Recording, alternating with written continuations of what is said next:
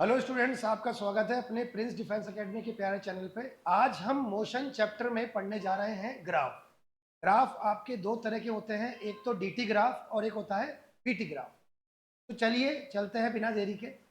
सबसे पहले हम बात करें मोशन की। जो डेफिनेशन है आप सभी को पता है कि ऑब्जेक्ट अपनी पोजीशन चेंज करता है जब किसी कोऑर्डिनेट एक्सिस के अंदर, उसे कहा जाता है मोशन। अब मोशन में ग्राफ बहुत इंपॉर्टेंट है क्योंकि हर एग्जाम में आपके आते हैं। तो ग्राफ को हम समझेंगे, ग्राफ के टाइप्स को समझेंगे, ग्राफ की स्लोप कैसे निकालते हैं, ग्राफ का एरिया, और अलग अलग कार्स का जो क्वेश्चन आता है ग्राफ बेस्ड वो कैसा आता है। तो चलिए चलते हैं बेसिक पार्ट पे। सबसे पहले हम ग्राफ से पहले समझेंगे कि जो यूनिफॉर्म मोशन होता है, यूनिफॉर्म मोशन हम कहते हैं एक समान गति। सबसे पहले हम समझेंगे कि एक समान गति यानी कि यूनिफॉर्म मोशन क्या होता है। साथ में non uniform motion, non uniform motion को भी समझेंगे जो कि है असमान गति। बच्चों हम देखें कि एक समान गति का मतलब क्या है। आपके यूनिफॉर्म मोशन का मतलब इक्वल टाइम इंटरवल में अगर कोई कार या कोई भी ऑब्जेक्ट सेम डिस्टेंस ट्रेवल करे उसे हम कहेंगे यूनिफॉर्म मोशन। एग्जाम्पल के लिए, अगर कोई कार 1 मिनट में 1 किलोमीटर जाती है, यहाँ पहुँचती है, अगला 1 किलोमीटर भी वो 1 मिनट में ही जाएगी। यानी हर 1 मिनट में इक्वल डिस्टेंस वो ट्रेवल करेगी। ये बात आपको समझ में आ गई। इसके बाद हम देखें कि नॉन यूनिफॉर्म का एग्जांपल क्या है। अगर हम देखें कोई कार 1 मिनट में 1 किलोमीटर चलती है, लेकिन अगले 1 मिनट में या तो वो 1 किलोमीटर से कम चलती है, मान लीजिए 900 मीटर, या 1 किलोमीटर से ज़्यादा चलती है, मान लीजिए 1.5 किलोमीटर। ये दोनों डिस्टेंस इक्वल नहीं हुए, जबकि टाइम तो क्या था, इक्वल। अब इसको समझे हम कि जो टाइम है आपका, ज़रूरी नहीं है 1 मिनट हो, या आप कुछ भी चुन सकते हैं, 2 सेकेंड, 1 मिनट, 5 मिनट। ये अपन एज्यूम करते हैं, अपन एज्यूम करते हैं, यानी कि माना कि समय कितना है, 1 मिनट। लेकिन इसे मानना हमेशा अपने ऊपर है कि हम ज़्यादा भी मान सकते हैं और कम भी मान सकते हैं। अभी डेफिनेशन क्या बनती है यूनिफॉर्म मोशन की। यूनिफॉर्म मोशन की डेफिनेशन ये बनती है कि इक्वल टाइम इंटरवल में इक्वल चलना, अगर 1 1 मिनट का अंतराल है उसमें सेम डिस्टेंस अपन को चलनी है। और नॉन यूनिफॉर्म में ऐसा नहीं होता। बच्चों आपको इसको नोट करना, लास्ट में नोट करना है, अभी नोट नहीं करना, ठीक है। लास्ट में होने के बाद आप इसको नोट कर लीजिए, ठीक है। तो ये पेज सबको समझ में आ गया, आगे बढ़े। अब हम बात करें डेफिनेशन पार्ट की। यूनिफॉर्म मोशन जो है, यानी कि एक समान गति,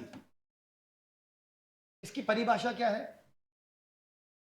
equal distance in equal time interval. और नॉन यूनिफॉर्म की, यानी कि असमान गति की परिभाषा क्या है। टाइम तो आपका इक्वल ही रहेगा, डिस्टेंस आपकी इक्वल नहीं रहेगी। Unequal distance in equal time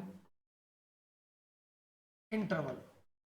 तो ये इंग्लिश मीडियम के हिसाब से मैंने लिखवाया कि इसमें इक्वल टाइम में इक्वल डिस्टेंस, और इसमें इक्वल टाइम में अनइक्वल डिस्टेंस। हिंदी मीडियम वाले बच्चों के हिसाब से हम देखें, समान समय अंतराल में समान दूरी। सबको समझ में आया यहां तक। और उसके बाद समान समय अंतराल में असमान दूरी। तो यहां तक जो बेसिकली अभी अपन ने पढ़ा, क्या पढ़ा कि एक समान गति में टाइम सेम होता है, डिस्टेंस भी सेम होती है, और इसमें टाइम तो सेम होता है और डिस्टेंस सेम नहीं होती। हो सकता है गाड़ी की स्पीड कम हो जाए, गाड़ी की स्पीड बढ़ जाए। फिर ये दोनों की डेफिनेशंस लिखवाई मैंने और फिर से हिंदी मीडियम के हिसाब से लिखवाया। अब जो अपन ने स्टार्टिंग में कहा था कि अपन ग्राफ पढ़ने वाले हैं, ग्राफ से पहले मैंने यूनिफॉर्म और नॉन यूनिफॉर्म के बारे में आपको बताया कि जानना इसलिए ज़रूरी था क्योंकि ग्राफ के अंदर वीटी ग्राफ और वीटी ग्राफ दो कैटेगरी है, इसमें प्रॉब्लम ना आए। अब हम देखें कि ग्राफ, इस चैप्टर में वीटी और वीटी दो ग्राफ है आपके। अब सबसे पहले मैं बात करूं आपसे कि जो यूनिफॉर्म मोशन यानी कि एक समान गति, इसका ग्राफ कैसा होता है। बच्चे इसको याद कर लेते हैं, बच्चे बोलते हैं सर ऐसा ऐसा ग्राफ होता है, सभी को ये याद है। लेकिन यहाँ पर वाई पे क्या होता है और एक्स पे क्या होता है, ये भी तो पता होना चाहिए। यहाँ पे हम बात करें, ये डिस्प्लेसमेंट है और ये टाइम है जब ये ऐसा ग्राफ है। लेकिन डिस्प्लेसमेंट टाइम बोल दो या डिस्टेंस टाइम इसे कह दो, इस ग्राफ के अंदर हम बात करें, अगर मैं दूसरे ग्राफ की बात करूं, वीटी ग्राफ, ये कैसा होगा बताओ, एनी आइडिया। Straight line. अब ये भी यूनिफॉर्म मोशन है, ये भी एक समान गति है और ये भी आपका यूनिफॉर्म मोशन है, दोनों ही ऑप्शन है। बच्चे इसको याद करते हैं, ये याद नहीं, जबकि दोनों आना चाहिए। यानी यूनिफॉर्म मोशन में अगर आपका डिस्टेंस टाइम की बात करें, डिस्टेंस टाइम का मतलब होता है दूरी समय, और अगर स्पीड टाइम की बात करें तो चाल एवं समय।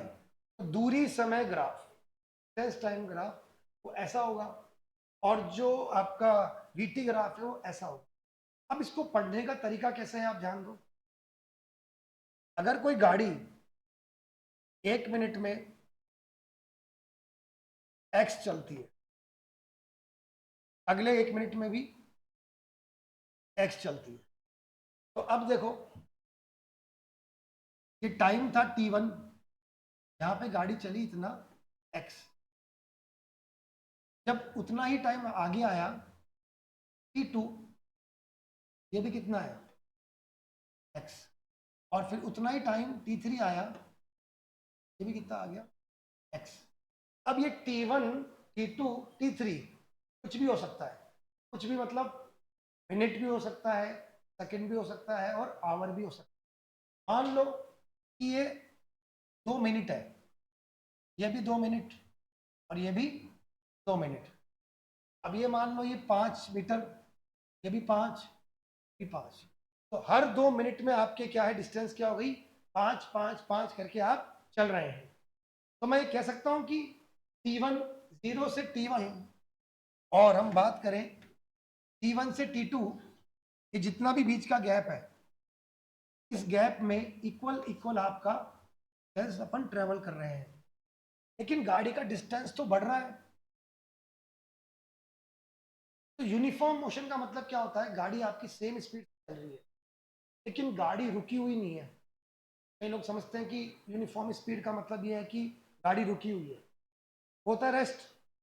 गाड़ी चल तो रही है लेकिन गाड़ी में एक्सेलरेटर पे भी पैर नहीं है और ब्रेक के ऊपर भी आपका पैर नहीं है। ना तो आप एक्सेलरेट कर रहे हो गाड़ी को, ना आप ब्रेक दबा रहे हो, आपने दोनों पैर हटा रखे हैं और 60 की स्पीड मेंटेन कर रखी है।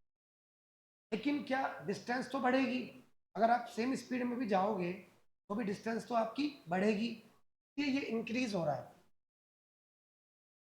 लेकिन ये कांस्टेंट क्यों है, मान लो आपने 60 किलोमीटर पर आवर की स्पीड फिक्स कर दी, अब ये चेंज होगी क्या?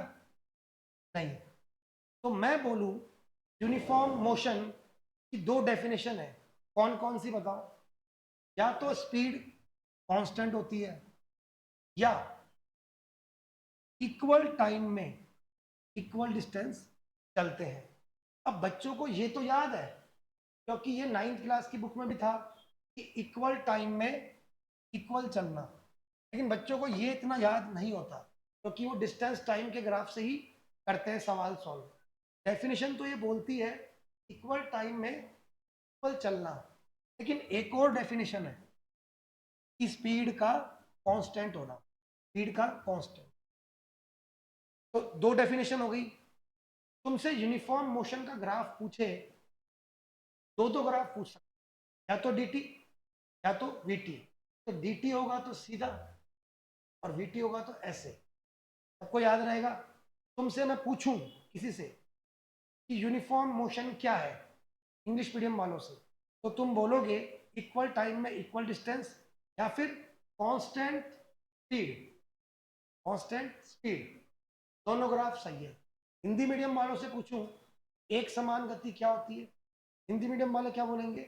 समान समय अंतराल में समान दूरी तय करना, या फिर चाल का नियत होना।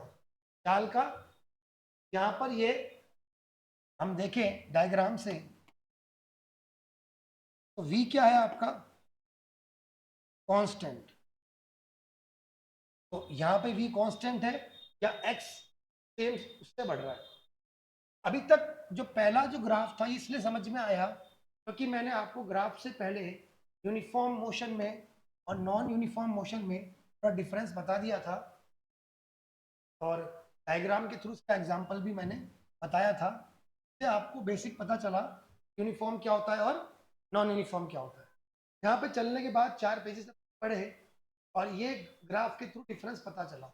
अब आपसे मैं पूछता हूँ, बताइए आप लोग कि ये ग्राफ है दोनों, इसके हैं यूनिफॉर्म मोशन के, नॉन यूनिफॉर्म का ग्राफ कैसा होगा?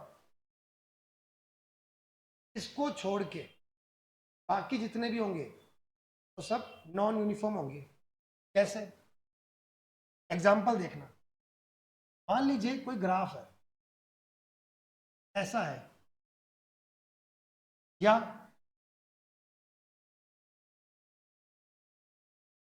ऐसा है, या कुछ भी ऐसा है। सब किसके एग्जाम्पल है? Non uniform. अच्छा, ग्राफ जब नीचे आता है ना, नीचे आ रहा है, तो यहां पर डिस्टेंस नहीं होगा, क्या होगा वो? डिस्प्लेसमेंट, यानी दूरी नहीं होगी, क्या होगा वो? विस्थापन। क्योंकि जब ग्राफ नीचे आएगा तो वो डिस्टेंस नहीं है, वो क्या है? Displacement time graph. तो वो जब क्वेश्चन आएगा तब मैं समझा दूंगा, उसकी अभी चिंता करने की जरूरत नहीं। तो मेन बात तो अभी अपन ने क्या कही, अभी मैं इसको इरेज कर देता हूं। एग्जाम्पल समझ में आ गया, तो मैं कोई सा भी एग्जाम्पल ले सकता हूं नॉन यूनिफॉर्म मोशन का। नॉन फॉर्म मोशन का यानी कि असमान गति का, मैं कोई सा भी एक एग्जाम्पल ले सकता हूं। मैंने ले लिया, एक्स ले लिया, ई, और ये मैंने ले लिया। अभी एक्स को मैंने कुछ भी मेंशन नहीं किया है।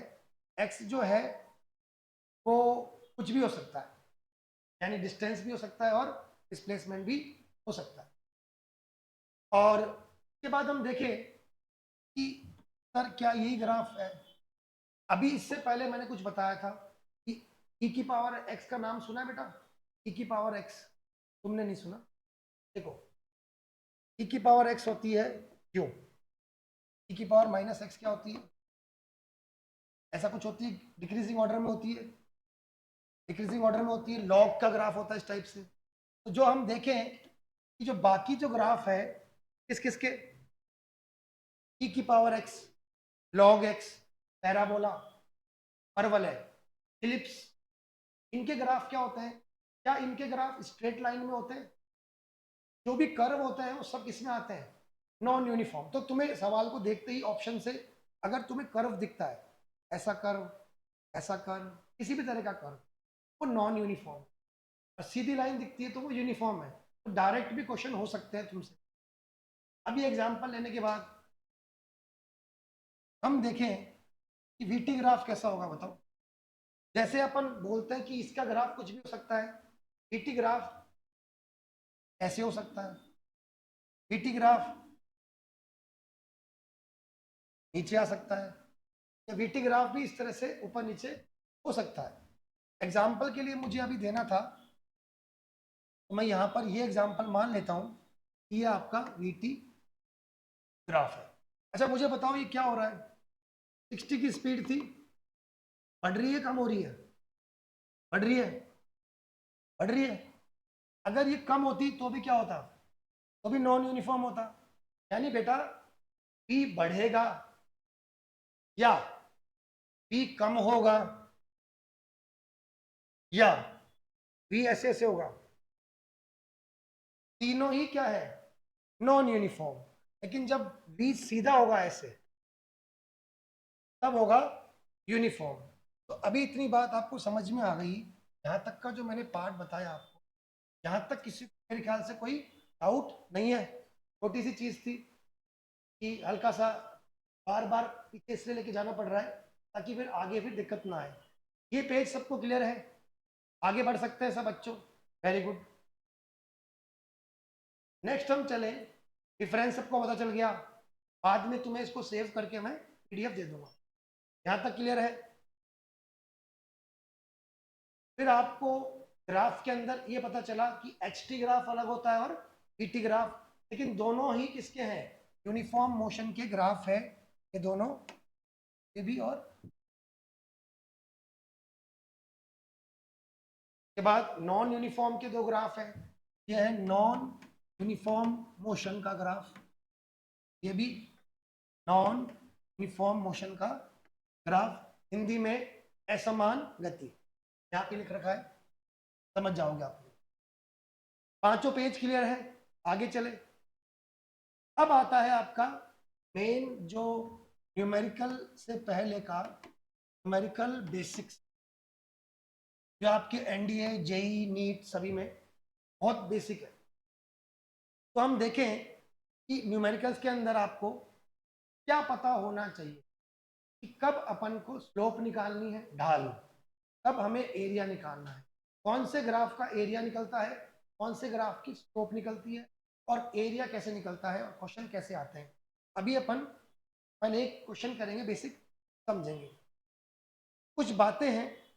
एक तो हम बात करें कि डीटी ग्राफ, आपका जो डीटी ग्राफ है बच्चों, मान लीजिए ऐसे दिया है, यहाँ पे इसका कुछ एंगल है थीटा। अब ये ग्राफ ऐसे भी हो सकता है या फिर ये ग्राफ ऊपर से भी ऐसे स्टार्ट हो सकता है। ये ग्राफ अभी यहाँ से स्टार्ट है। अच्छा इन दोनों का मतलब क्या है, ये ग्राफ यहाँ से स्टार्ट था, ये ग्राफ यहाँ से स्टार्ट है, दोनों में क्या डिफरेंस है किसी को पता है, हाथ ऊपर करके बताओ। दोनों ग्राफ में क्या डिफरेंस, एनी आइडिया। देखिए ये ग्राफ यहाँ से स्टार्ट है, मतलब गाड़ी पहले क्या थी, रेस्ट पे थी। तो जब टाइम जीरो था ना, तो डिस्टेंस भी जीरो थी, यानी रेस्ट से स्टार्ट हुई गाड़ी। और यहाँ पर जब गाड़ी थी ना, तो चलती हुई गाड़ी थी, यानी जब ऑब्जर्वर ने, तुम यहाँ खड़े हो और तुम मुझे देख रहे हो, और तुम्हारे सामने मैंने गाड़ी पे चाबी लगा के स्टार्ट की और मैं गाड़ी को लेके गया, तो तुम ऑब्जर्वर हो, तुमने मुझे देखा, मैं यहाँ से स्टार्ट किया गाड़ी, चलते चलते यहाँ तक आ गया 500 मीटर, एग्जाम्पल के लिए। ये दूसरी सिचुएशन क्या है आपकी, तुमने मुझे देखा, मैं पहले से ही 50 किलोमीटर पर आवर की, 50 किलोमीटर चल चुका था, सॉरी 50 मीटर इसको मान लेते हैं, 100 मीटर,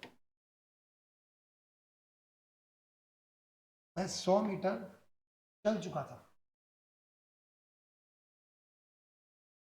मैं तुमसे 100 मीटर दूर था, हमारे पास नहीं था, तो क्या था, मेरा ऑब्जर्वर मेरे पास खड़ा है, मैं उसके पास खड़ा हूँ, ऑब्जर्वर भी यहीं खड़ा है, मैं भी यहीं खड़ा हूँ, मैं भी 0,0 पे हूँ और ऑब्जर्वर भी मेरे पास खड़ा है। वहीं से स्टार्ट किया था मैंने, 0,0 से, तो यहाँ से स्टार्ट हुआ। लेकिन अगर ऑब्जर्वर यहाँ खड़ा है और तुम 100 मीटर दूर, अब मैं यहाँ से चलना स्टार्ट करता हूँ, तो मैं पहले से ही क्या था, शुरुआत से ही जीरो टाइम पर भी 100 मीटर दूर था। तो टाइम जब जीरो था तब मैं 100 मीटर दूर था और वहां से मैंने आगे बढ़ना स्टार्ट किया। दोनों ग्राफ में ये डिफरेंस, पढ़ना आ गया अगर आपको, सबको पढ़ना आ गया, तो ऑब्जर्वर यहाँ से भी देख सकता है और यहाँ से भी। दोनों ग्राफ में क्या हो रहा है, ये डिस्टेंस बढ़ रही है, बढ़ रही है, बढ़ती जा रही है। अगर ये नीचे आती क्या होता, ऐसे मान लो कि यूं होता, इसका मतलब समझना, तुम यहाँ पे थे 100 मीटर पे, फिर तुम आ रहे हो यूं, जीरो, का मतलब है तुम वहां खड़े हो, मैं यहाँ खड़ा हूं, मैं तुम्हारे पास आ रहा हूं, तो तुम्हारे लिए डिस्टेंस कम हो रही है, कम हो रही है, क्योंकि तुम देख तो तुम ही रहे हो, मैं तुम्हारे नजदीक आ रहा हूं। पहले मैं दूर था, पहले मैं 100 सेंटीमीटर पे था, उसके बाद इधर ना जाके मैं आ रहा हूं ऑब्जर्वर के पास। ये क्या हो रहा है, कम हो रहा है, कम हो रहा है। अब जब मैं वापस आता हूं उल्टा, तो यहां जाना चाहिए था, लेकिन मैं उल्टा आ रहा हूं, डिस्प्लेसमेंट क्या हो गई, जीरो। ये यहाँ पे क्या है, ये जीरो, क्या हो गई, जीरो। क्या डिस्टेंस जीरो हो सकती है, नहीं, डिस्टेंस तो टाइम के साथ बढ़ रही थी। कि ग्राफ में डी क्या है, डिस्प्लेसमेंट, विस्थापन, क्योंकि ये नीचे आके क्या हो गया, जीरो, और जीरो कभी हो नहीं सकता डिस्टेंस तो, क्योंकि डिस्टेंस के हिसाब से, बेटा ध्यान से सुनना, मैं तुमसे 100 मीटर दूर हूं, तो मैं तुम तक पहुंचने के लिए कितना चलूंगा, 100, तो मेरे पैर कितना चले, 100, डिस्टेंस तो 100 चली मैंने, लेकिन फिर ये जीरो कैसे आ गया, क्योंकि ये क्या है, डिस्प्लेसमेंट। जब भी ग्राफ नीचे की तरफ आएगा, समझ जाना कि वाई एक्सिस पे चलेंगे अपन, डिस्प्लेसमेंट। ये एग्जांपल आपको मैंने देके बताया। अब इन दोनों ग्राफ में हम एक चीज देखें, ये जो थीटा है, ये बहुत इंपॉर्टेंट है आपका। थीटा से क्या पता चलेगा, एनी आइडिया, किसी को आइडिया,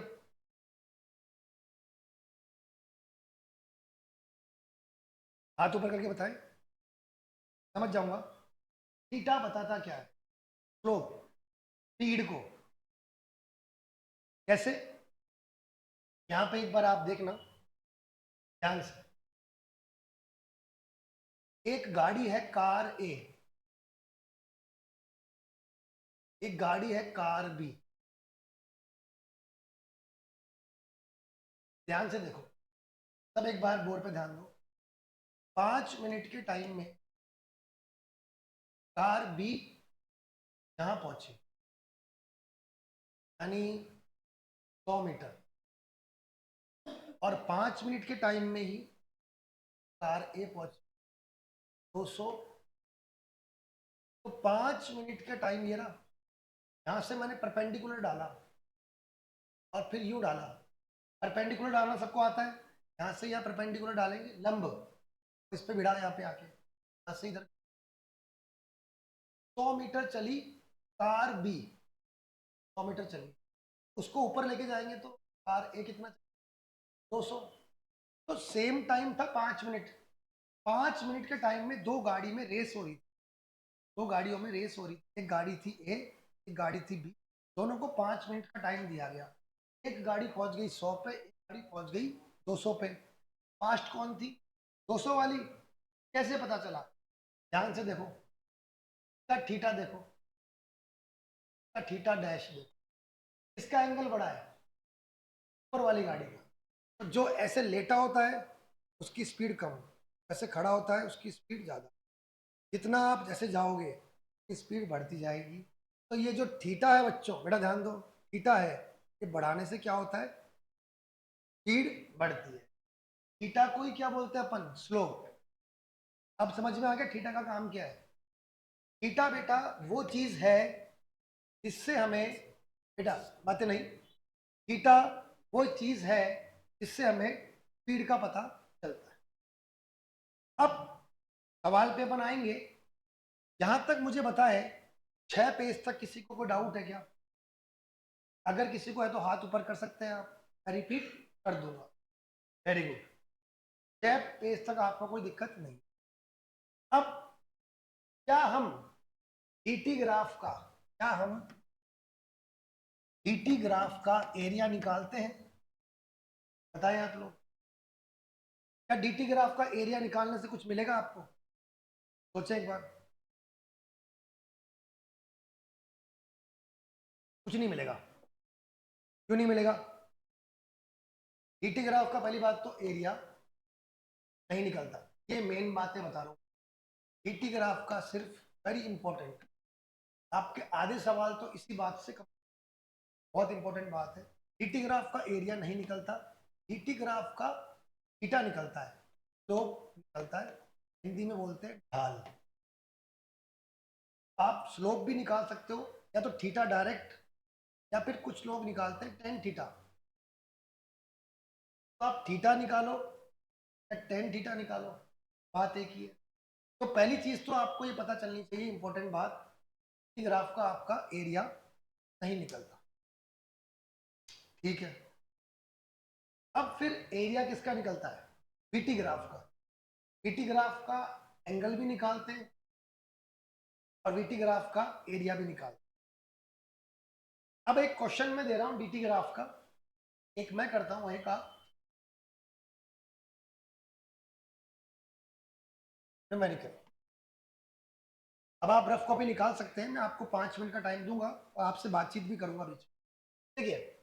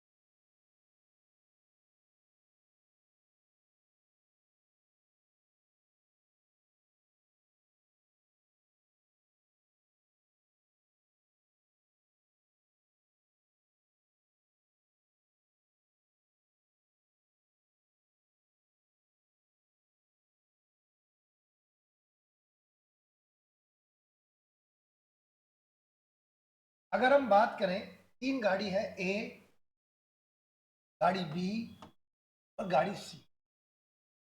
क्वेश्चन पूछता हूं मैं आपसे, सबसे फास्टेस्ट कार कौन सी है? फास्टेस्ट, सबसे तेज। किसी को आता है तो हाथ ऊपर कर लेना, मैं देख लूंगा। स्लोवेस्ट कौन सी? सबसे धीमी कार। के बाद हम बात करें तीसरा, कि क्या तीनों गाड़ियां कभी मिलेगी? All the car will meet ever, क्या कभी तीनों गाड़ियां मिलेगी? चौथा, क्या 2 गाड़ियां कभी मिलेगी? पांचवा, जो भी गाड़ी मिलेगी वो कब मिलेगी और कहाँ मिलेगी? अब इसी एक ही सवाल से आपका सारे कॉन्सेप्ट क्लियर हो जाएंगे। 1 मिनट तुम्हें दे रहा हूँ, 5 मिनट दे रहा हूँ, तक 5 मिनट का ब्रेक है। आप इस पर दिमाग लगाओ, जिसका हो जाए मुझे हाथ ऊपर करके बताना। ये सवाल को मैं डिक्टेट कर देता हूँ। यहाँ पर ये 10-10 सेकेंड का डिफरेंस है। जहाँ पे स्टार्टिंग में ये गाड़ी 9 सेकेंड से स्टार्ट होती है और ये 0 से स्टार्ट होती है। बाकी जो गैप है मैंने 10-10 सेकेंड का दिया है और ये 100-100 मीटर का डिस्टेंस है। के बारे में बताएं आप।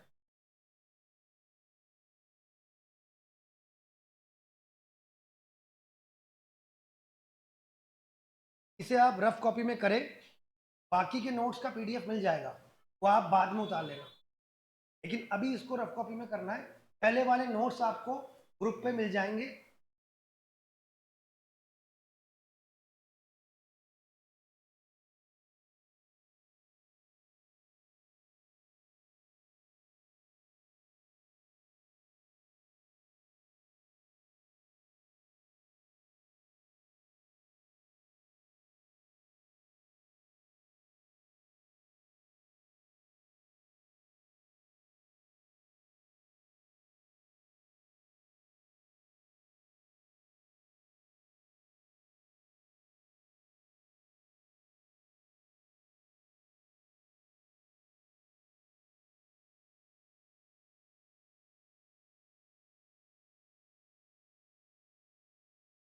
फास्टेस्ट कार का क्वेश्चन काफी इजी है। अच्छा, बच्चों को लगेगा कि सर आपने एंगल तो दिए नहीं, आइडिया कैसे लगाए। मैंने एक बात कही थी तुम्हें, टेन थीटा। टेन थीटा क्या होता है? Perpendicular upon base. मैंने कहा था अगर तुम्हें थीटा देगा जिसका थीटा बड़ा की स्पीड ज्यादा, लेकिन अगर थीटा ही ना दे इससे काम चलाएंगे? Tan theta. और टेन थीटा के लिए करना क्या पड़ता है? परपेंडिकुलर डालना पड़ता है।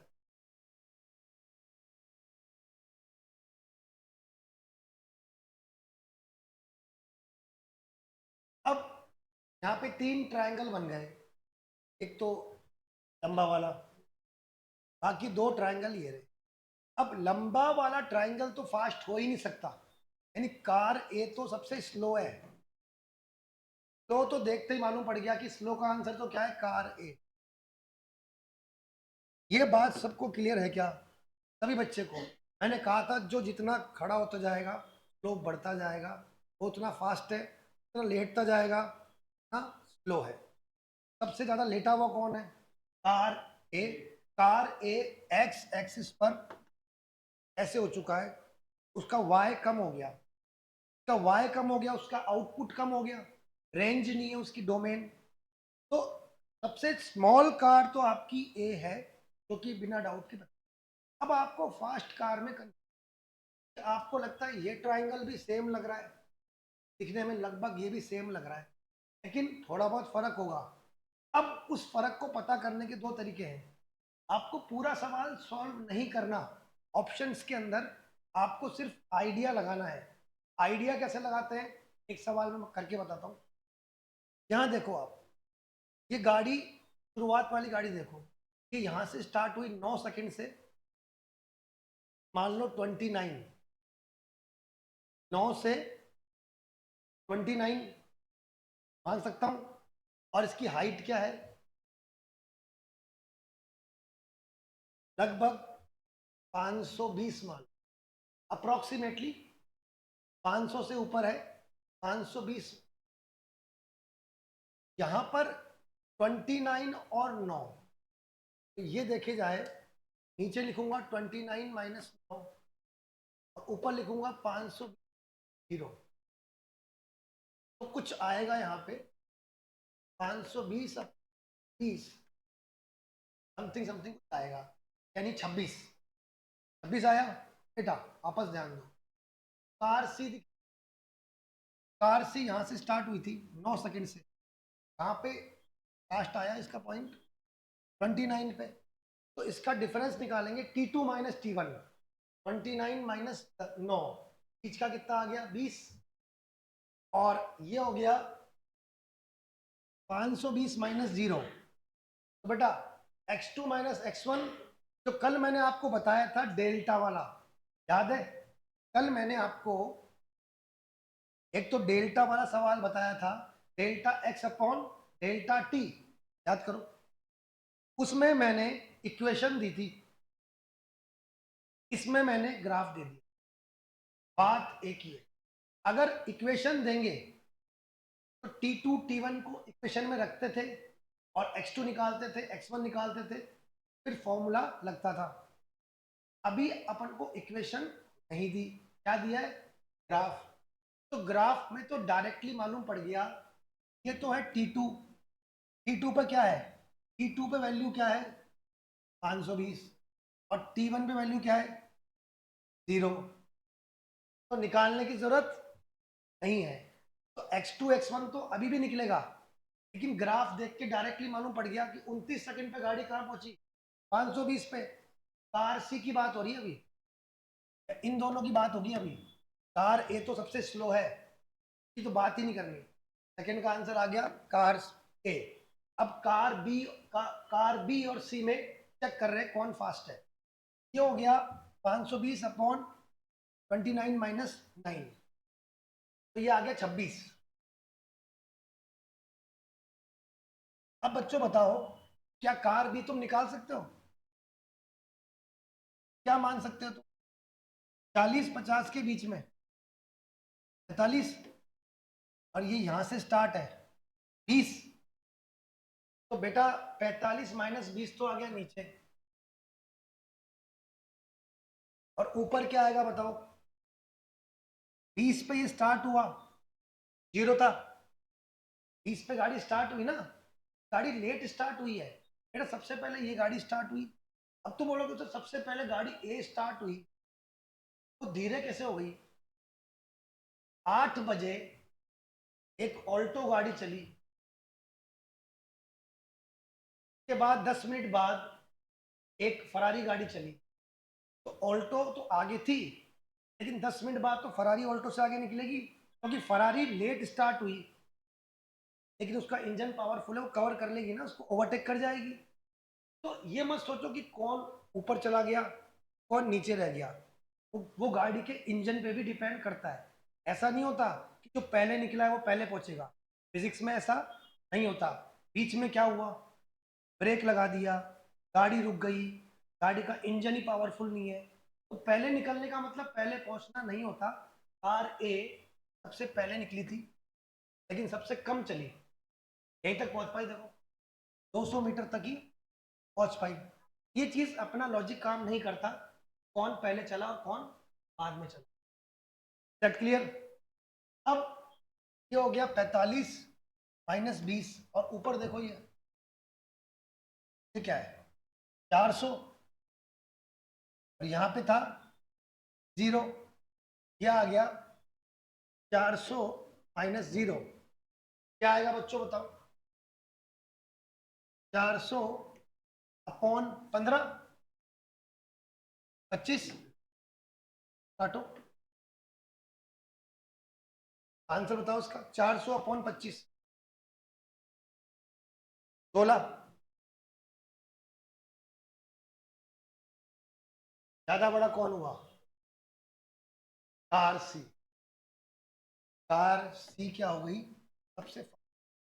अब चूंकि मैंने तुम्हें समझाया, टाइम लगा, लेकिन एग्जाम में ग्राफ आ गया, तो तुम मन में नहीं निकाल सकते क्या?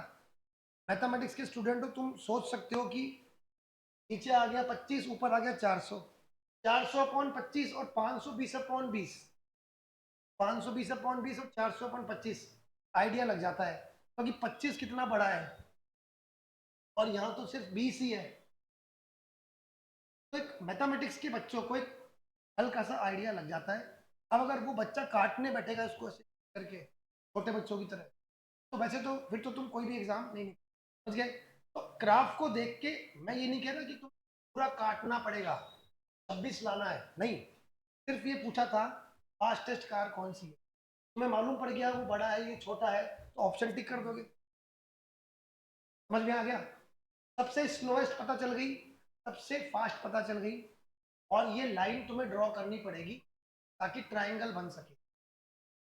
तो मैंने क्या किया अभी, dt ग्राफ का एंगल निकाला, या तो मैंने निकाला थीटा, क्या मैंने निकाला, टेन थीटा, लेकिन अपन ने एरिया नहीं निकाला। अब नेक्स्ट सवाल, क्या तीनों गाड़ियां कभी मिलेगी? थर्ड सवाल, सोचो आराम से।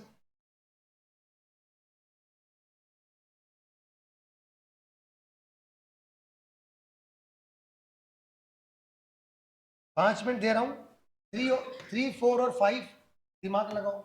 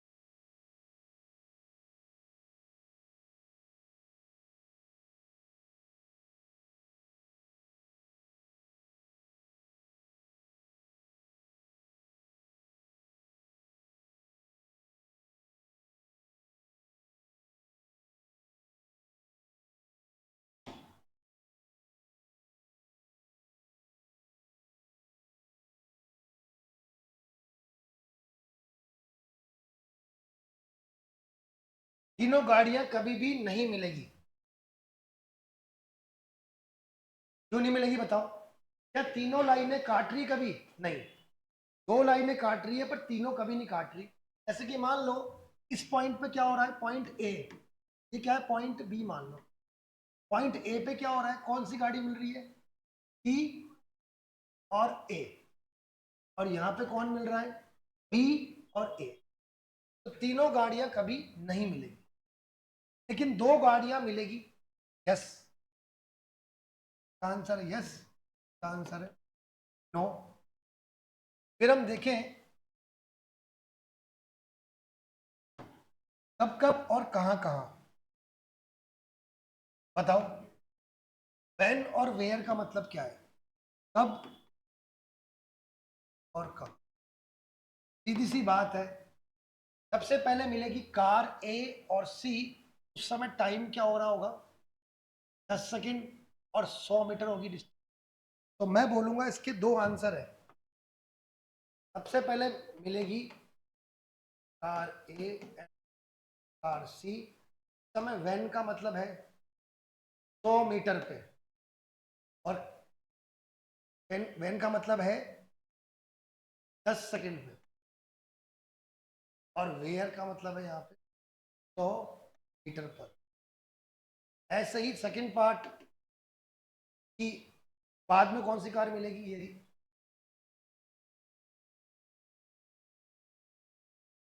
ए और बी। जब टाइम क्या था, 30, डिस्टेंस तो वही है, लगभग थोड़ी सी ऊपर है, हल्का सा ये ऊपर है।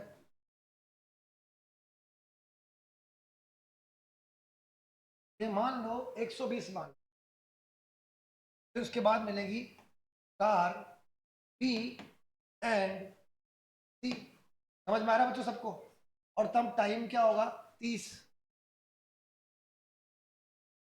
और डिस्टेंस होगी 120। तो इस ग्राफ, ये कौन सा ग्राफ है पता है, डीटी ग्राफ। तो क्या डीटी ग्राफ के इस क्वेश्चन से सब कुछ क्लियर नहीं हुआ? एक ही सवाल से सब कुछ क्लियर हो गया? या तो 10 सवाल करो, या एक ही बड़ा सवाल कर लो।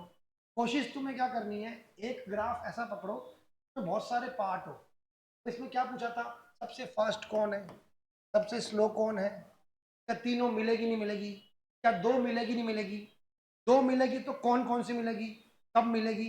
यानी इस ग्राफ का पूरी कुंडली अपन ने क्वेश्चंस के थ्रू निकाली। अब इस सवाल से क्या सीखने को मिला, तीन कार वाला सवाल तो तुम कर सकते हो, अब तीन की जगह चार भी कार हो सकती है, या सिर्फ दो भी हो सकती है, तरीका तो सेम रहेगा। अब एक इस तरह का लास्ट सवाल मैं तुम्हें दे रहा हूं, उसके बाद अपन पढ़ेंगे 5 मिनट का ब्रेक देने के बाद पीटी ग्राफ। ठीक है, एक सवाल मैं तुम्हें दे रहा हूं अभी,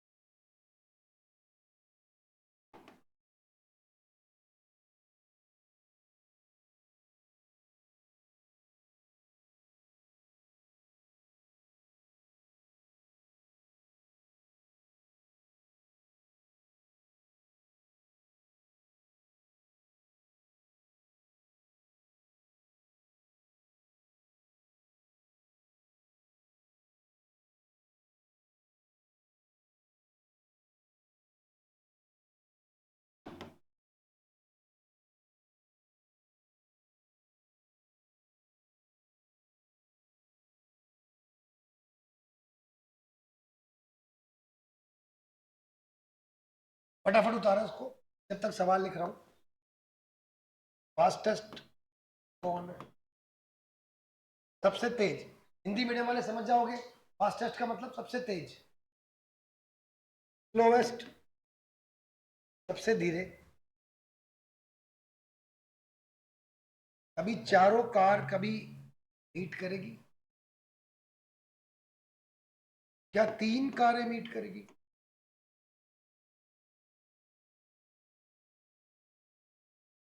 क्या 2 कार मीट कर?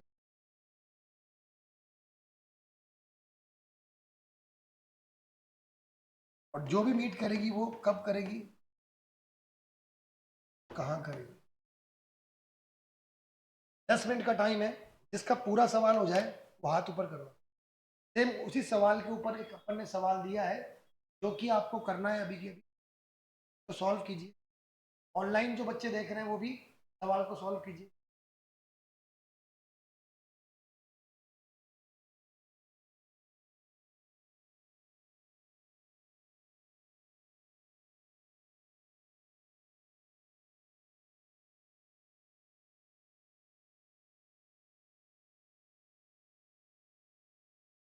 बच्चों पहले वाले सवाल की तर्ज पर ये सवाल है, आपको परपेंडिकुलर डाल के टाइम पता करना है, और ऊपर से नीचे परपेंडिकुलर और लेफ्ट में।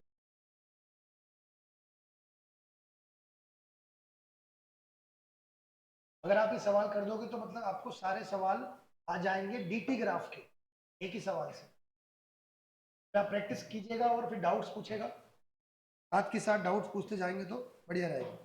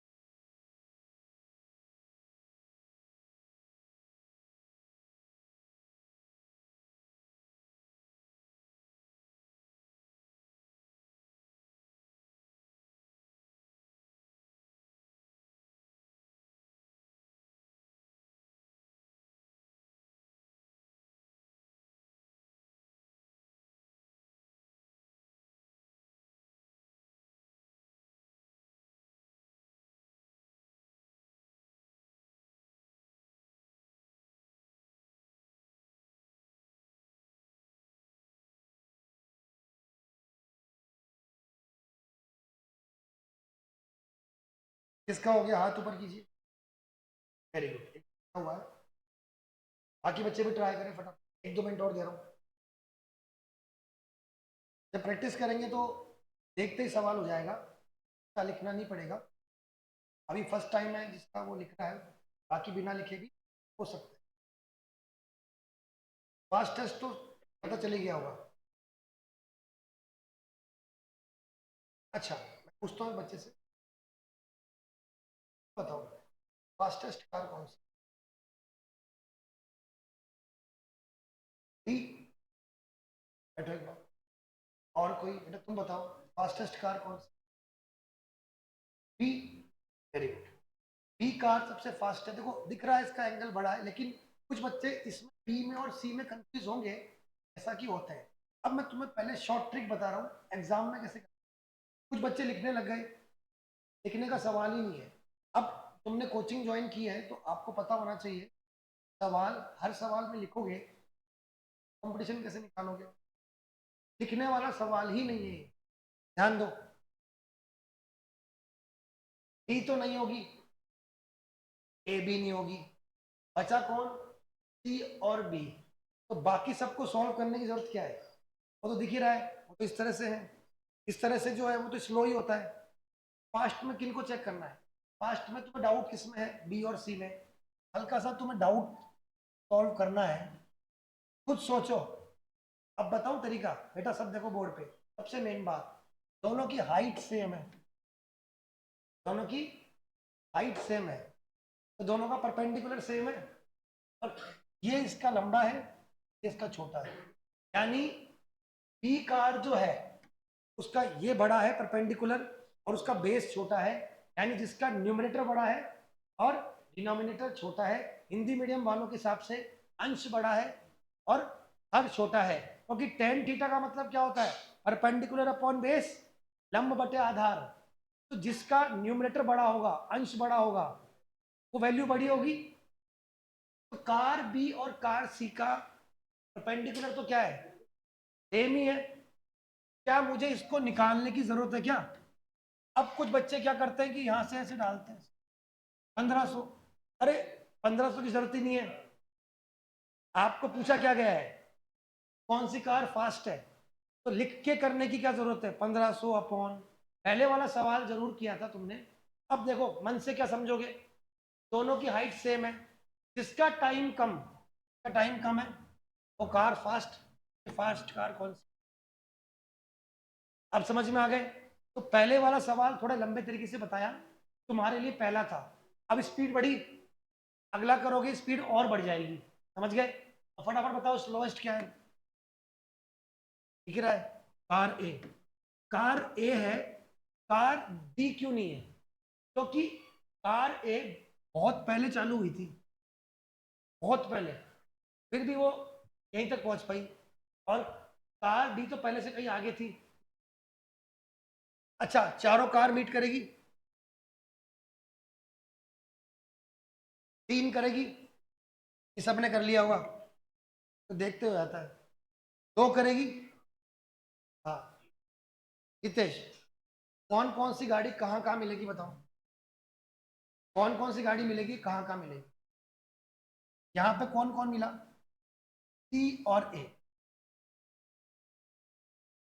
25 सेकंड पे आप बात की जाए कि 25 सेकंड पे मिली और 500 मीटर पे मिली। और दूसरी,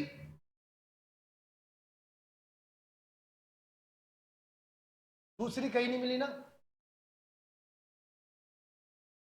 ए और बी। हाँ, ये वाला था बी का, यहाँ पर ये भी लगभग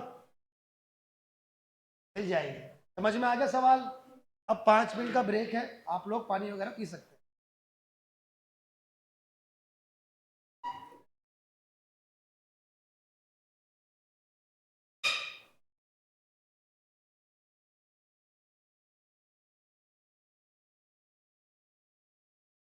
बोलू? नहीं मतलब बहुत सही, अभी भी चल रहा है।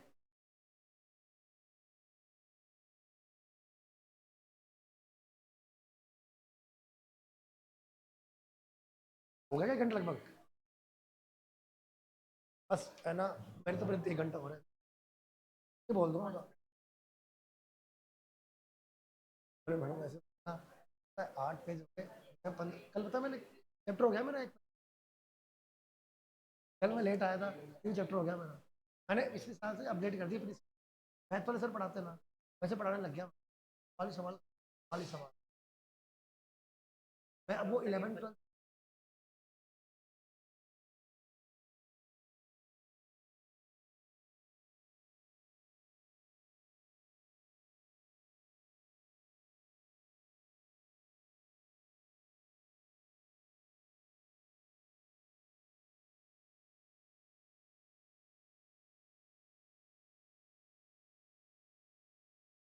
वनडे को पर ऐसे बच्चों, सारी क्लास मैं बताऊंगा ना उसको, बाकी बच्चों को, तो बच्चे से अरे गर्ल्स कैसी हो? आ जाना। तो ये कोई डाउट है इसमें? तो सीधी सी बात है तो। Very good, very good. ये ऐसे है ना, ये देखना पड़ता है ये ऐसे आइडिया लिया था। अब ये दोनों अभी तो चलो, ये तो तुमने थोड़ा उसको ऊंचा कर दिया, बाकी ये यहीं तक था और ये ऐसे था। अभी इनकी हाइट सेम थी, ये दोनों का सेम था। अब ये आइडिया लगा था कि ये बड़ा है ये छोटा है। तो ये तो न्यूमेरिकल टाइप था। अभी बताऊँ कौन से न्यूमेरिकल बाकी है अपने। तो 3 इक्वेशन होती है, v बराबर u प्लस ए टी, ये कराऊंगा अभी। एक तो ये कराऊंगा, तीनों जो 9th में भी था। एक वो होता है रिलेटिव वेलोसिटी, वो एक ट्रेन यहाँ से आ रही है, एक ट्रेन यहाँ से, दोनों की स्पीड माइनस होती है, वो वाला। एक वो सेकंड फिजिक्स। हाँ तो बच्चों अपन ने अब तक जो पढ़ा, इसमें अपन ने 8 पेजेस जो पढ़े, इसमें शॉर्ट में मैं रिकैप करूं फटाफट जो आपके। हाँ देखिए, आप सबसे पहले मैं रिकैप करूं कि हमने डेफिनेशन पार्ट पढ़ा, मोशन दोनों तरह के। फिर हमने इंग्लिश मीडियम हिंदी मीडियम दोनों ने डेफिनेशन देखी मोशन की। उसके बाद ग्राफ से पता चला यूनिफॉर्म मोशन का, ग्राफ से पता चला आपका नॉन यूनिफॉर्म का। फिर हमने स्लोप समझा कि डीटी ग्राफ का एंगल कैसे निकालते हैं, थीटा क्या होता है, और इस थीटा से पता क्या चलता है अपन को, स्पीड का पता। यानी आपको जब भी डिस्टेंस टाइम देंगे तो उसका थीटा से आपको पता क्या चलेगा, गाड़ी की स्पीड का। गाड़ी का जो ग्राफ है वो किसके बीच में है, डिस्टेंस और टाइम। लेकिन एंगल पता करने से क्या मालूम पड़ रही है, स्पीड। जबकि स्पीड ना तो यहाँ पर है ना स्पीड यहाँ पर है। वाई एक्सिस पे क्या है आपका, डिस्टेंस, और एक्स पे क्या है आपका, टाइम। फिर भी आप स्पीड पता कर सकते हो टेन थीटा की मदद से। Very good. फिर हमने बहुत बड़े बड़े सवाल देखे, एक सवाल मैंने करवाया, एक सवाल तुम लोगों ने किया, तो समझ में आया। अब हम डीटी ग्राफ की तरफ जा रहे हैं। होपफुली डीटी ग्राफ आ गया सबको। अच्छा, डीटी ग्राफ का एरिया नहीं निकलता, लेकिन वीटी ग्राफ का एरिया निकलता है। वीटी ग्राफ की बात हम करें, इसमें हम एरिया भी निकालेंगे, इसका हम स्लोप भी निकालेंगे, ढाल भी निकालेंगे, और क्षेत्रफल भी निकलेगा। अब वीटी ग्राफ का सवाल होगा, उसी तरीके से मैं एक सवाल वीटी ग्राफ का करूंगा, उसमें दोनों चीजें निकलेगी। जब मैं उसका एरिया निकालूंगा वीटी ग्राफ का, वो मुझे पता चलेगी डिस्टेंस यानी कि दूरी, और जब मैं स्लोप निकालूंगा उससे मुझे पता चलेगा ए। ए का मतलब क्या होता है बच्चों, एक्सेलरेशन, हिंदी में क्या बोलते हैं, त्वरण। समझे। और शॉर्ट में एक टेबल बना देता हूं यहां पे, इसमें हम लिख सकते हैं कि distance, speed, acceleration, DT graph का एरिया नहीं निकलता, तो डीटी ग्राफ का सिर्फ स्लोप निकलता है। उससे पहुंचते हैं अपन वी तक, और वी के स्लोप से पहुंचते हैं ए तक, ढाल। और वीटी ग्राफ का जब एरिया निकलता है, क्या पहुंचते हैं अपन, बी तक। समझ गए। इससे क्या हुआ, वीटी ग्राफ का स्लोप बी, वीटी ग्राफ का स्लोप ए। तो अगर अपन को आगे बढ़ना है कैसे, distance, speed, acceleration, Hindi medium वाले समझो, दूरी, चाल, त्वरण। तो जब हमें आगे बढ़ना है, आगे बढ़ेंगे तो अपन क्या निकालेंगे, टेन थीटा। वीटी ग्राफ का टेन थीटा निकालेंगे तो क्या आएगा, वी, और वीटी ग्राफ का टेन थीटा निकालेंगे तो क्या आएगा, ए। टेन थीटा बोल दो या थीटा बोल दो, और उल्टा चलेंगे। देखो, एटी ग्राफ अगर मैं तुम्हें बोलूं, हालांकि एटी ग्राफ पे सवाल बहुत कम आते हैं, लेकिन एटी ग्राफ का भी एरिया निकालोगे, उल्टा चलते हैं। एटी ग्राफ का एरिया से वी आएगा, बीटी ग्राफ के एरिया से डी आएगा, लेकिन डीटी ग्राफ के एरिया से कुछ है ही नहीं यहाँ पे, है क्या लेफ्ट में। सीधा चलो, स्लोप, स्लोप, नीचे आओ, एरिया, एरिया, इसका एरिया कुछ नहीं मिलेगा। ये शॉर्ट ट्रिक जो आपको बताई, ये आपको पता होनी चाहिए होपफुली। तो अब हम इसके बाद एक सवाल करने जा रहे हैं। न्यूमेरिकल इस तरह से है आपका,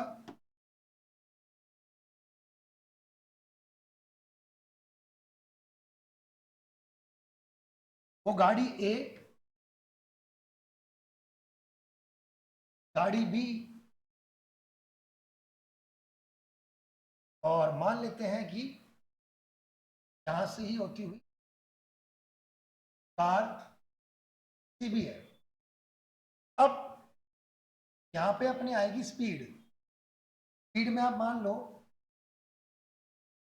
10 मीटर पर सेकेंड, फिर आप मान लो 20 मीटर पर सेकेंड, और यहाँ पे 30, 40, 50, ये आपका v है। और यहाँ पे टाइम मान लेते हैं अपन 10 सेकेंड, 20 सेकेंड, 30 सेकेंड। अब सवाल वही है, लेकिन इस बार क्या डिफरेंस है न्यूमेरिकल में कि ग्राफ dt ना होके pt है, dt ना होके pt है। सभी गाड़ियों की स्पीड तो बढ़ रही है, लेकिन उनमें से भी जिसका परपेंडिकुलर बड़ा होगा उसकी स्पीड ज्यादा बढ़ेगी। जब भी मुझे पता करना है कौन सी गाड़ी फास्ट है, कौन सी गाड़ी फास्ट है, चाहे dt ग्राफ हो चाहे vt ग्राफ हो, जिसका परपेंडिकुलर बड़ा और बेस छोटा, यानी ये छोटा और ये बड़ा। अब देखो ये ट्रायंगल है, बेस छोटा है, परपेंडिकुलर बड़ा है। अब मान लो दूसरा ट्रायंगल है ये, इन दोनों में से फास्ट कौन है? आइडिया लग गया? चाहे dt ग्राफ हो चाहे vt ग्राफ हो, जो ट्रायंगल का बेस छोटा है और परपेंडिकुलर बड़ा है वो फास्ट है। अब इस सवाल में भी आपसे पूछा जाए आईडीए से कौन सी कार फास्ट है,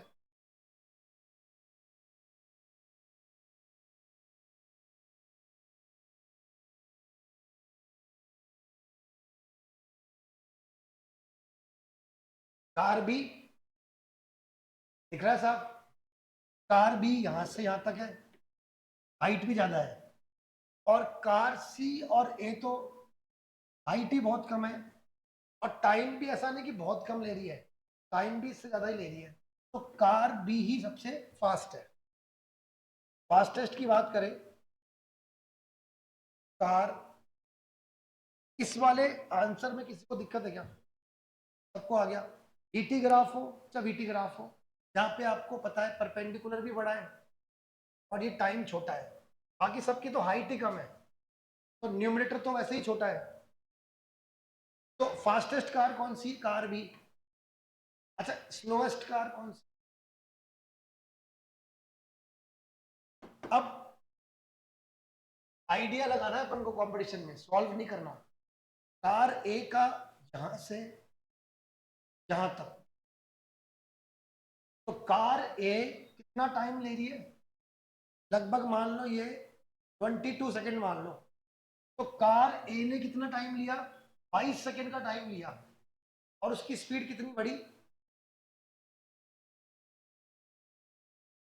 लगभग दोनों गाड़ियों की स्पीड तो सेम ही है, 25।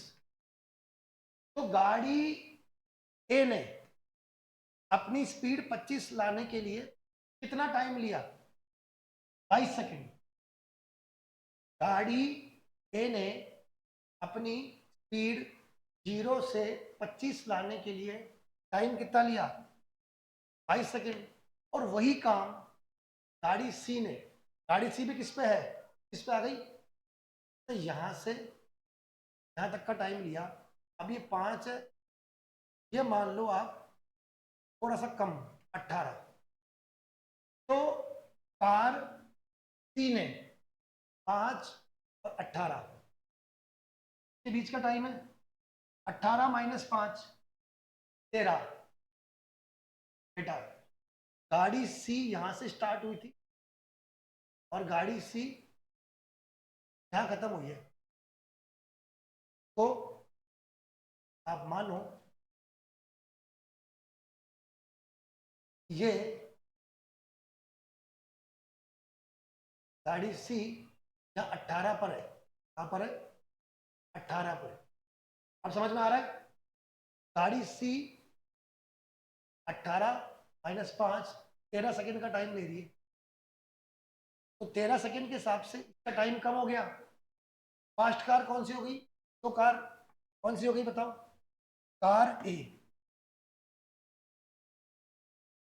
कार ए कितना टाइम ले रही है बच्चों, 22 सेकंड। इसमें किसी को डाउट, एक बार वापस लास्ट बार बता रहा हूं, कार ए 25 की स्पीड को प्राप्त करने के लिए 22 सेकंड का टाइम ले, का बेस बड़ा है और ये झुकी हुई है, और कार सी पहली बात तो थोड़ी उठी हुई है, उससे थोड़ी सी उठी हुई है, और कार सी ने लेट चलना स्टार्ट किया। एक तो सी ए से ऊपर है, एक तो सी का स्लोप ऊपर है, ऊपर से वो लेट और स्टार्ट की थी, यानी सी वाली गाड़ी ने टाइम कब स्टार्ट किया चलना, 5 सेकंड पे, और उसके बाद ए से ऊपर चली गई, ए को ओवरटेक कर लिया सी ने। तो सी जो है ए से तो फास्ट ही है, और बी ऑलरेडी सबसे फास्ट है, बची कौन सी, ए। ए क्या हो गई, स्लोएस्ट। Very good. अब अच्छा, क्या गाड़ियां कभी मिलेगी, क्या इन गाड़ियों की स्पीड कभी मैच करेगी, गाड़ियों की तीनों की स्पीड मैच करेगी जब तीनों गाड़ियां यहाँ पे सेम स्पीड पे चलेगी, जो कि टाइम क्या होगा, 10 सेकेंड। तो मैं बोलूं कि गाड़ियों की सेम स्पीड कब होगी, 10 सेकेंड पे, और उस समय कितनी स्पीड होगी, 10 मीटर पर सेकेंड। तो अभी अपन ने 3 पार्ट पढ़े, फास्टेस्ट, स्लोवेस्ट, और तीनों गाड़ियों का स्पीड कम मैच करेगी। यहां तक किसी को दिक्कत। अब इसमें एक नई चीज ऐड होगी, क्योंकि तो कौन सा ग्राफ है, वीटी ग्राफ। तो भैया अपन ने अभी वीटी ग्राफ जब पढ़ा था, एक सवाल किया था, क्या इसमें मैंने ट्राइंगल के एरिया को निकाला था, निकालते ही नहीं है, वीटी ग्राफ में एरिया निकलता ही नहीं है। के बाद तुम्हें नेक्स्ट सवाल दिया, क्या इसमें ट्राइंगल का एरिया निकाला, नहीं निकाला। लेकिन फिर मैंने एक बात बताई थी कि वीटी ग्राफ का एरिया निकलता है, उससे क्या आती है, डिस्टेंस। तो अगर मैं इन ट्राइंगल्स के एरिया को निकालूं, क्या आएगी, डिस्टेंस। अब मैं तुमसे पूछूं, कौन सी गाड़ी ज्यादा डिस्टेंस ट्रेवल करेगी। अब बच्चे सोचेंगे जो गाड़ी फास्ट होती है ना तो ज्यादा डिस्टेंस ट्रेवल करेगी, गलत। टाइम भी तो कोई चीज होती है, अरे टाइम भी तो कोई चीज होती है। तुम मान लो फरारी में गए, फरारी गाड़ी से तुम गए 500 मीटर, और 500 मीटर जाके रुक गए, रेस्ट कर रहे हो, और कोई बैलगाड़ी पे गया, लेकिन बैलगाड़ी चल रही 2 दिन से, तो फरारी से आगे निकल जाएगी बैलगाड़ी, क्योंकि उसका टाइम फ्रेम क्या है, ज़्यादा टाइम ले रही है। तो जो तेज चलता है जरूरी नहीं है वो दूर तक चले, क्या पता जो धीरे चल रहा है वो ज़्यादा टाइम मिल रहा है चलने का, तो वो तेज वाले से आगे पहुंच सकता है। ये लॉजिक यहाँ काम नहीं करता, कार बी है, सबसे फास्ट है, सबसे दूर पहुंचेगी, ऐसा लॉजिक काम नहीं करता। जिसके ट्राइंगल का एरिया बड़ा होता है, के ट्राइंगल का एरिया बड़ा होता है, वो गाड़ी दूर तक चलती है। हो सकता है कार ए दूर तक जाए, क्योंकि तो कार ए को कितना टाइम मिला है, 22 सेकेंड का टाइम मिला है, और कार बी को तो बहुत कम, 16 मान लो। कार बी को मिला है 16, कार सी को मिला है 18, और इसको मिला है 22। अब मुझे रफली आप लोग ट्राइंगल का एरिया निकाल के बताओ, कौन सी गाड़ी लार्ज डिस्टेंस ट्रेवल करेगी और कौन सी गाड़ी सबसे कम डिस्टेंस ट्रेवल करेगी। ट्राइंगल का एरिया निकालना सबको आता है, 1/2 बेस इंटू हाइट, निकालो।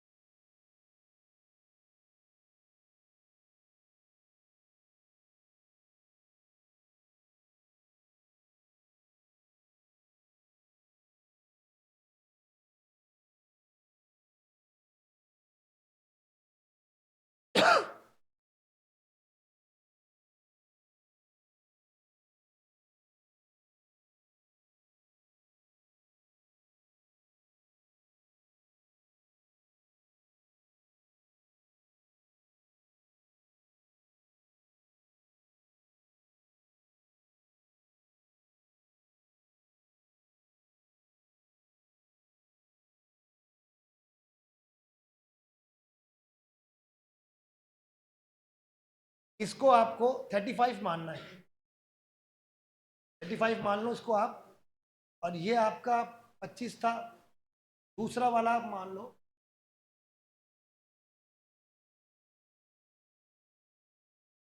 लगभग 26 मान। अब आइडिया लग गया आपको, मैंने लिख दिया, कंफ्यूजन नहीं होगी, तीनों की हाइट लिख दी अप्रोक्सीमेटली।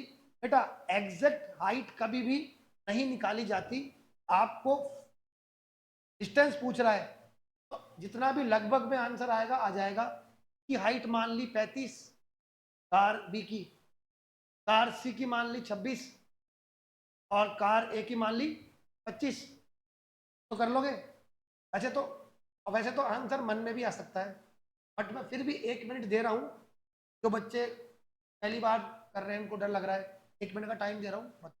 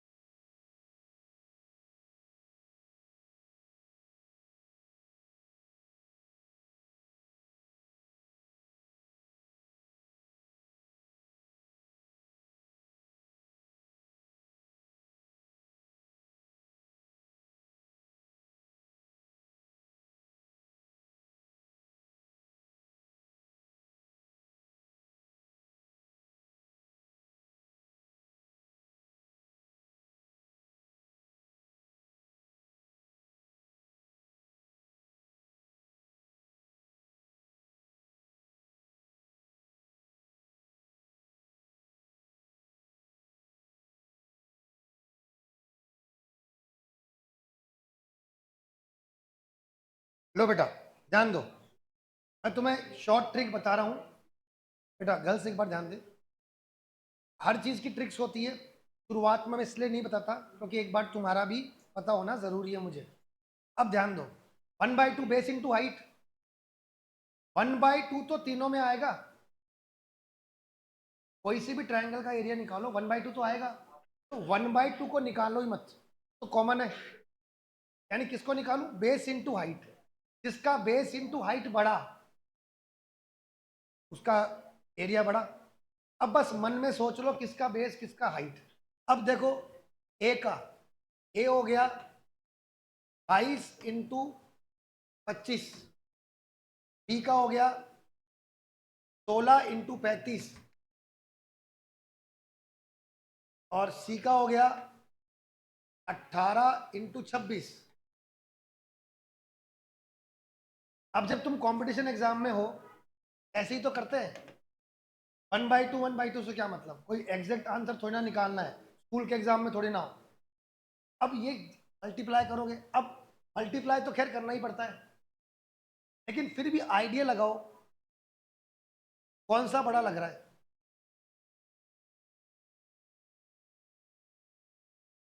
चलो करके देखो, फटाफट करके बताओ, क्योंकि ये थोड़ा सा नजदीक का है। कौन सा आंसर आया, बी। चलो वेरी बात, वेरी गुड, बी आ गया। बाकी बच्चे भी करके बताओ बी आ गया क्या।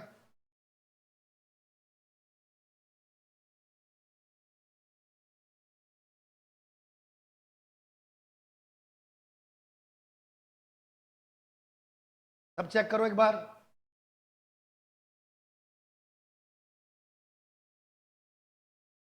अब बेटा कईयों को क्या लग रहा था आईडीए से, जो आपकी नेगेटिव मार्किंग होती है एग्जाम में, कईयों को लग रहा था दिखने में ए, दिखने में ए लग रहा था, लेकिन कौन निकला, बी। तो कभी कभार रिस्क मत लो, मल्टीप्लाई तो करना है। तो मैं ये नहीं कह रहा कि बिल्कुल ही टिक लगा दो देख के, आधा सवाल करते ही आंसर आ जाना चाहिए, पूरा करने की जरूरत नहीं होनी चाहिए। कैलकुलेशन के बीच में ही ऑप्शन टिक कर दो और आगे बढ़ जाओ, समझ गए? तब तो कंपटीशन तुमसे निकल जाएगा। अब इस तरीके से अपन ने इस सवाल में क्या किया, एरिया को भी निकाला और सबका आ गया होगा बी। अब सबसे स्लो कौन है, वही तीनों निकालोगे। सबसे सबसे डी। तो अगर मैं बोलूँ सबसे कम डिस्टेंस, जो अगर एक और ऐड कर दूं कि स्मॉल डिस्टेंस किसने चली, तो सी ने। तो अपन ने कौन सा ग्राफ लिया, वीटी ग्राफ। वीटी ग्राफ का अपन को एरिया भी निकालना होता है। तो होपफुली इतने 10 पेज जो अभी अपन ने करे, इसमें ग्राफ का तो तुम्हें कॉन्सेप्ट समझ में आ गया। ग्राफ से तो कोई प्रॉब्लम नहीं आएगी। अब कुछ ग्राफ याद भी करने होते हैं। ऐसे में यूनिफॉर्म मोशन तो याद कर लिया, यूनिफॉर्म नॉन यूनिफॉर्म मोशन भी याद कर लिया, ये तो तुम्हें पता होना चाहिए। अब कुछ और भी ग्राफ आते हैं एक्स ग्रुप और वाई ग्रुप के एग्जाम में भी, डायरेक्ट क्वेश्चन आते हैं। कुछ मैं डेटा तुम्हें याद करवा रहा हूँ, डेटा मतलब जो तुम्हें लर्न करना है। अब कुछ और भी ग्राफ है, यूनिफॉर्म एक्सेलरेशन,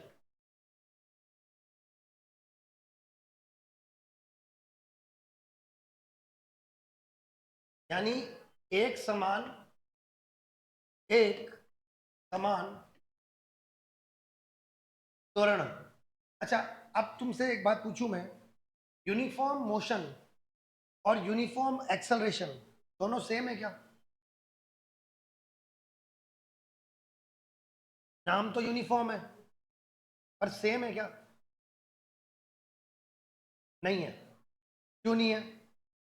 यूनिफॉर्म मोशन में स्पीड कांस्टेंट होती है, लेकिन यूनिफॉर्म एक्सेलरेशन में स्पीड कांस्टेंट नहीं होती।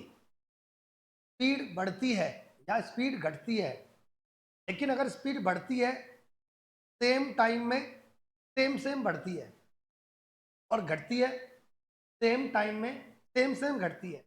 एग्जाम्पल दे रहा हूं, पहले प्रैक्टिकल एग्जाम समझना, एग्जाम्पल के बाद सवाल पे आते हैं। यानी कि मैं हूं, मुझे वहां तक पहुंचना है।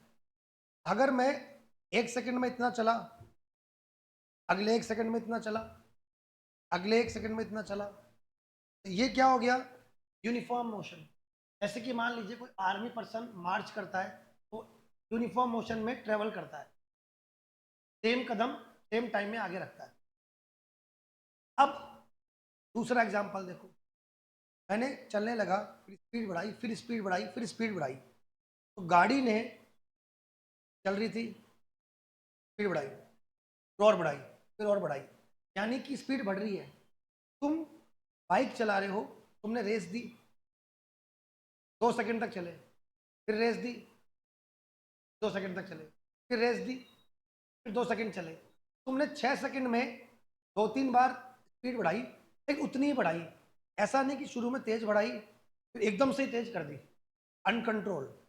तुम बढ़ा रहे हो स्पीड और इक्वल टाइम में इक्वल बढ़ा रहे हो। तो डेफिनेशन क्या हुई इसकी, व्हेन एनी ऑब्जेक्ट इंक्रीज और डिक्रीज इट्स स्पीड, या फिर मैं बोलूँ when any object changes its speed in equal time interval, equally, equal time interval में स्पीड में चेंज भी क्या हो रहा है, इक्वली। समझना, स्पीड में चेंज, स्पीड में चेंज में ब्रेक वाला केस भी आ गया। अगर तुम गाड़ी को रोक रहे हो, तो गाड़ी, बेटा ध्यान दो, अगर तुम ब्रेक लगा के गाड़ी को रोक रहे हो तो भी डायरेक्ट नहीं रोक रहे, तुमने ब्रेक पे पैर रखा, थोड़ी दूर चल के गाड़ी की स्पीड 50 थी, 40 पे आई, 30 पे आई, फिर 20 पे आई, फिर जीरो हुई। एकदम से जीरो नहीं हुई, तो 10-10 स्पीड कम होती गई। गाड़ी को रुकने में 5 सेकंड लगा ब्रेक लगाने पर, लेकिन हर सेकंड के बाद स्पीड कितनी कम हुई, 10 10 10। ये भी क्या हो गया, uniform D acceleration, uniform D acceleration. अब हिंदी में बोले तो एक समान त्वरण और एक समान मंदन, क्योंकि ए दो तरह के होते हैं, एक्सेलरेशन और रिटार्डेशन, पता है? और हिंदी में त्वरण और मंदन। तो हम बात करें कि एक समान त्वरण होगा, ये इसका ग्राफ है, वीटी ग्राफ, वीटी ग्राफ नहीं, वीटी ग्राफ, ये यू होगा। और अगर मैं बोलूं कि में uniform D acceleration, D acceleration, तो v और t ग्राफ आएगा। इसमें dt ग्राफ नहीं लेंगे, dt ग्राफ और vt ग्राफ किस में लेते हैं? यूनिफॉर्म मोशन में, यूनिफॉर्म एक्सेलरेशन में। और यूनिफॉर्म डी एक्सेलरेशन का मतलब यहाँ पे हिंदी में है एक समान मंदन। मंदन मतलब नेगेटिव एक्सेलरेशन। ये कौन सा केस है? ब्रेक लगाने वाला। और ये कौन सा केस है? एक्सेलरेटर वाला। यानी आप ब्रेक के ऊपर, यदि आप ब्रेक के ऊपर पैर रखोगे, ग्राफ नीचे आएगा, वीटी ग्राफ, स्पीड कम हो रही है, वेलोसिटी कम हो रही है। और यहाँ पे वेलोसिटी क्या हो रही है? इंक्रीज। यहाँ पर जो ए निकलेगा वो पॉजिटिव होगा, यहाँ पे जो ए निकलेगा वो नेगेटिव, माइनस का। ये दोनों ग्राफ आपको याद करने पड़ेंगे। अच्छा, एक चीज और तुमसे पूछूंगा, ये यूनिफॉर्म मोशन था, काम की बात बता रहा हूं, ध्यान से सुन।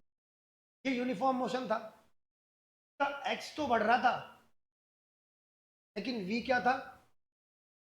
कांस्टेंट।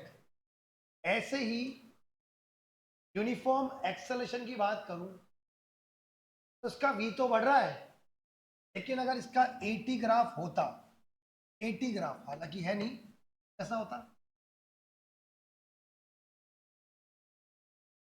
तो जैसे कि तुम्हें एक तरीका बताऊं याद करने का, एक्स पहले आता है, वी बाद में, ए उसके बाद में।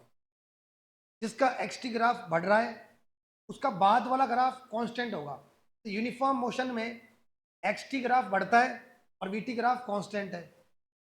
अब इस वाले में वी टी ग्राफ बढ़ रहा है, ए टी ग्राफ कांस्टेंट है। ऐसे ही इसके अंदर भी का ए टी ग्राफ होगा कांस्टेंट। यहां तक किसी को दिक्कत? तो ग्राफ पढ़ना अब धीरे धीरे तुम्हें आ रहा है। अब दो तरह के ग्राफ हुए, ओके। अब हम जो नेक्स्ट टॉपिक पढ़ने जा रहे हैं, वो जो के बाद ये लास्ट टॉपिक है अपना रिलेटिव मोशन, फिर अपन क्लास एंड करेंगे आज। तो रिलेटिव मोशन के बारे में अपन बेसिकली कुछ बेसिक बातें करेंगे। मोशन,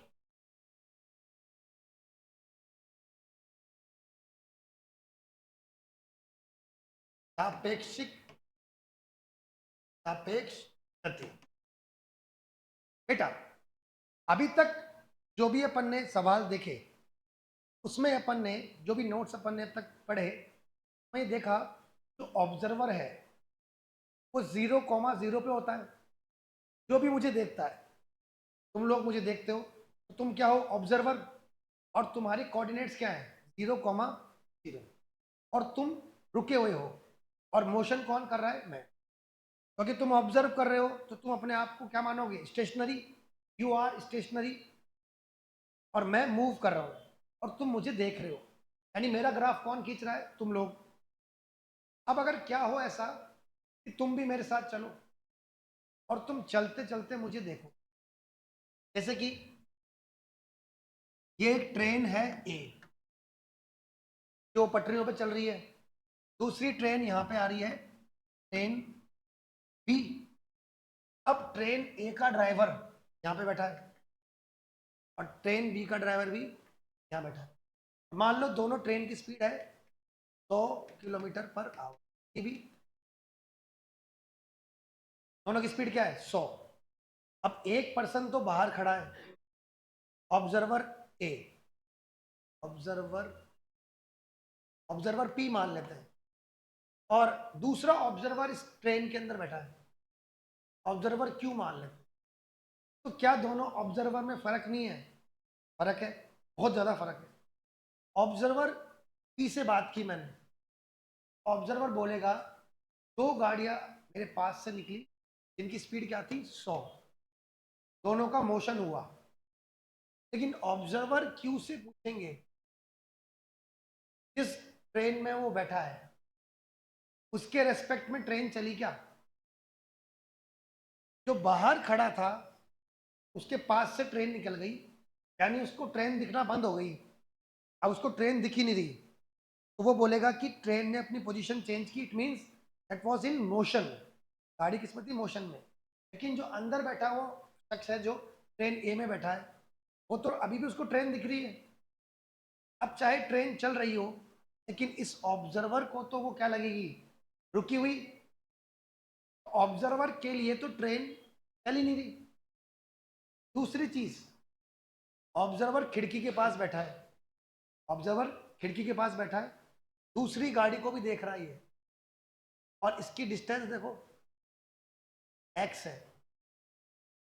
अगर वो ट्रेन में बैठा बैठा अपनी ट्रेन को देखता है प्लस दूसरी ट्रेन को देखता है, दूसरी ट्रेन भी उसके लिए नहीं चल रही, तो वो उसके लिए भी क्या है, स्टेशनरी। तो मैं ये कहना चाह रहा हूं कि क्यू वाले पर्सन के लिए दोनों ही रेस्ट पर है। अगर ये ट्रेन, ये वाली ट्रेन इस ट्रेन से थोड़ी फास्ट होती है तो ये आगे निकल जाती है, तो ऑब्जर्वर को लगता कोई तेज गया है, और अगर ये स्लो होती तो पीछे जाती। लेकिन दोनों की स्पीड भी क्या है, सेम है। सिचुएशन ऐसी है कि क्यू कह रहा है कि कुछ भी मोशन नहीं हो रहा, क्यू के लिए कोई नहीं चल रहा, ना वो खुद चल रहा, ना पास वाली ट्रेन चल रही, भी नहीं चल रहा। क्यू को लगेगा सब कुछ रुका हुआ है, लेकिन बाहर वाले के लिए सब चल रहा है। ये क्या चीज हुई, ये आपका हुआ टाइम, टाइम फ्रेम की बात करें और पोजीशन की बात करें, पोजीशन ही अलग अलग है ऑब्जर्वर की। यहां पर आता है रिलेटिव मोशन। रिलेटिव मोशन जब आता है कि ये रुकी हुई है, इसने मुझे देखा, और ये मेरे साथ चल रही है, इसने मुझे देखा, तो दोनों ने अलग अलग ग्राफ बनाया मेरा। तुम्हारे हिसाब से मैं तुमसे दूर जा रहा हूं, इसके हिसाब से मैं उसी डिस्टेंस पर हूं, तो दोनों ने अलग अलग ग्राफ बनाया, तो मेरा मोशन इसके रिलेटिव अलग है, उसके रिलेटिव अलग है। रिलेटिव वर्ड का मतलब होता है सापेक्ष, का मतलब ये होता है कि के सापेक्ष। जैसे कि अभी कोई चीज चल रही है, कोई गाड़ी की स्पीड है 100 की स्पीड है, किसके रेस्पेक्ट में, अर्थ के रेस्पेक्ट में। अगर मैं बोलता हूं कि गाड़ी की स्पीड 100 किलोमीटर पर आवर है, तो मैं कहां खड़ा हूं, अर्थ पे, अर्थ पे खड़ा होकर बोलता हूं बात। लेकिन अगर मैं स्पेस में चला जाऊं, स्पेस में जाऊंगा, अर्थ भी तो घूम रहा है, स्पेस में जब मैं जाऊंगा अर्थ भी घूम रहा है, अर्थ के अंदर गाड़ियां भी घूम रही है, लेकिन अर्थ के ऊपर मैं बात करूंगा तो अर्थ रुका हुआ है। लेकिन क्या अर्थ 100% रुका हुआ है? नहीं। जब मैं मेरा टाइम फ्रेम चेंज करके स्पेस में जाऊंगा, अर्थ रेस्ट पर नहीं है। क्लियर? अब रिलेटिव मोशन की डेफिनेशन क्या है, motion of object with respect to another object. एक ऑब्जेक्ट का दूसरे ऑब्जेक्ट के रेस्पेक्ट में मोशन।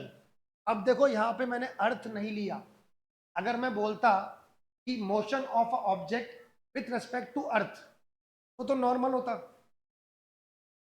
लेकिन दो ऑब्जेक्ट आपस में बात कर रहे हैं, दूसरा ऑब्जेक्ट भी मूव कर सकता है। कौन कौन सा केस है, गाड़ी चल रही है, पीछे वाली गाड़ी भी चल रही है, पीछे वाला आगे वाले को देख रहा है, आगे वाला पीछे वाले को देख रहा है, और दोनों यूं चल रहे हैं। सेकंड केस, दोनों गाड़ियां यूं आ रही है, इसका ड्राइवर इसको देख रहा है, इसका ड्राइवर इसको देख रहा है। तीसरा केस, दोनों साथ साथ चल रहे हैं या उल्टा चल रहे हैं। तो कहने का मतलब ये केस बनता है। हिंदी मीडियम के हिसाब से बात करें कि किसी वस्तु का दूसरी वस्तु के सापेक्ष गति। अब इसके बाद लास्ट एक एग्जांपल है, फिर क्लास एंड होगी। तो ये टॉपिक समझ में आया। अब मैं एक एग्जांपल दे रहा हूं बस आपको।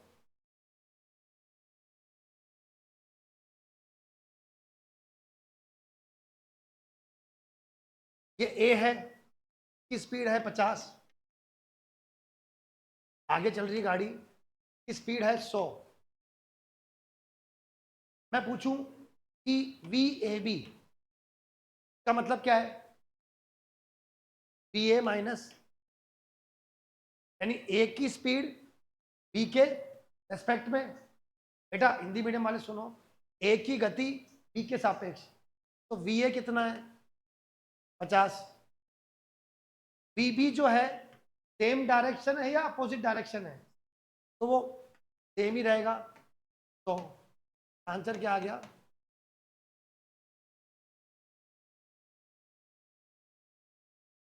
और अब मैं पूछूं तुमसे, वी बी ए क्या है? वी बी माइनस बी ए।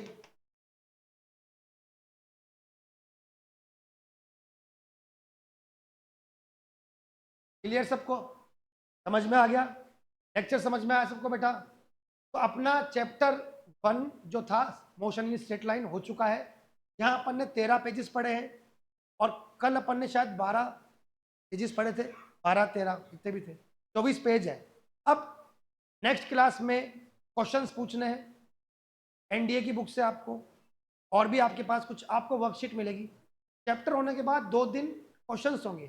चैप्टर वैसे नहीं हुआ, चैप्टर ऐसे हुआ है कि तुम अब एमसीक्यू पूछोगे और वर्कशीट सॉल्व करोगे, फिर चैप्टर होगा। तो 2 दिन काफ़ी है करने वाले के लिए। आपको 2 दिन दिए जाते हैं, 2 दिन में आपको डाउट्स पूछने हैं चैप्टर के, फिर मैं मोशन इन प्लेन चालू करूंगा। 2 दिन में आप अच्छे अच्छे डाउट्स लेके आना, उन बच्चों के डाउट्स को फिर इस पर कराएंगे। बुक्स आपको बता दी गई है। Thank you very much.